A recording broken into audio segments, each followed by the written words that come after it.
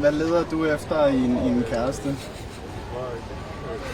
Der er god stemning her ved en lille flod ved siden af det store stadion i Sofia. I er tilbage i smølfedragterne. Tobias, jeg kunne forstå på din presseofficer. Jeg missede dig desværre op, at du har ikke lige lyst til at give interviews efter. Nej, jeg tror ikke, det var fedt, hvis du havde spurgt mig deroppe. Jeg sagde nej til nogle andre. Jeg har ikke så meget pænt at sige lige efter mål, så tænker jeg nok bedre, at jeg kommer lidt til min mor.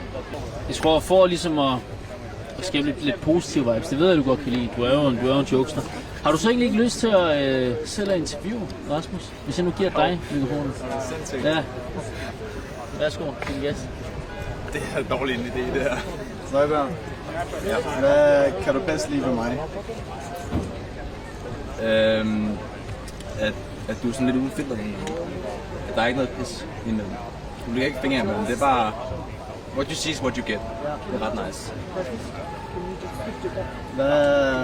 Hvad leder du efter i en kæreste?